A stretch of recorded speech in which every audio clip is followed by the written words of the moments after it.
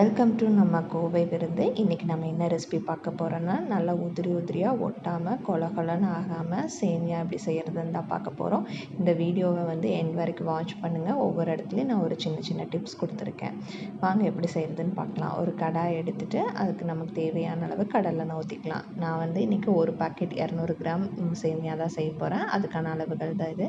எண்ணெய் ஊற்றி கடுகு, உளுந்தம்பருப்பு, பெரிய வெங்காயம் இதெல்லாம் போட்டு நல்லா வணக்கிக்கணும். வெங்காயம் ஈஸியாக வணங்கறதுக்கு, சீக்கிரமாக வணங்கறதுக்கு நம்ம கொஞ்சமாக கல்லுப்பு போட்டு வணக்கினோம்னா சீக்கிரம் வணங்கிடும். ஸோ கருவேப்பிலை, நம்மளுக்கு தேவையான அளவு மிளகாய் இதெல்லாமே போட்டு நல்லா வணக்கிக்கலாம்.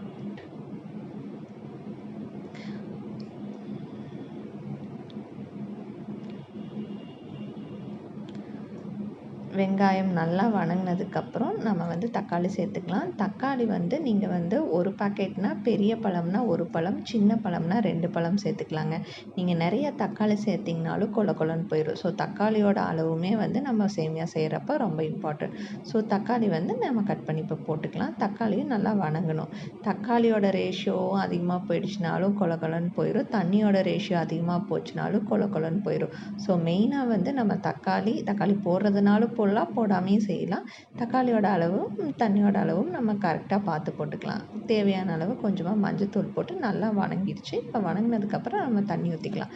தண்ணியோட அளவு பார்த்திங்கன்னா கரெக்டாக ஒரு 500 ml, 200 கிராம்ஸ்க்கு 500 ml அந்த மாதிரி போட்டுக்குங்க. ஒரு பாக்கெட் 200 கிராம்ஸ் வரும்.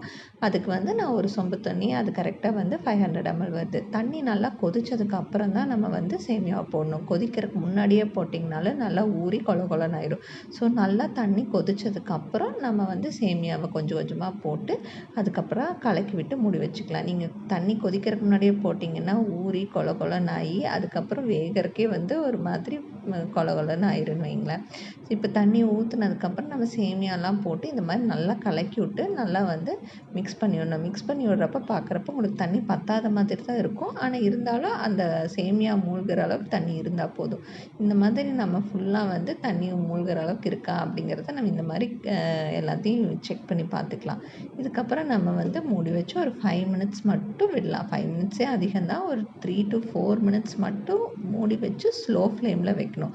ஹை ஃப்ளேமில் வச்சுருந்தீங்கனாலும் அது அடி பிடிச்சிடும். ஸோ ஸ்லோ ஃப்ளேமில் ஒரு 3 நிமிஷம் வச்சுட்டு அதுக்கப்புறம் நீங்கள் ஓப்பன் பண்ணி பார்த்தீங்கன்னா தண்ணியெல்லாம் ட்ரை ஆகியிருக்கும்.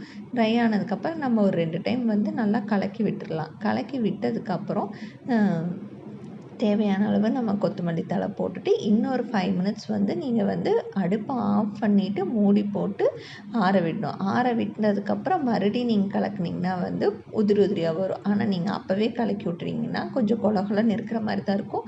ஆனால் ஒரு 5 to 10 மினிட்ஸ் நீங்கள் மூடி போட்டு ஆற வச்சதுக்கப்புறம் யூஸ் பண்ணி பாருங்கள். நல்லா உதிரியாக வரும். நீங்களும் ட்ரை பண்ணி பாருங்கள்.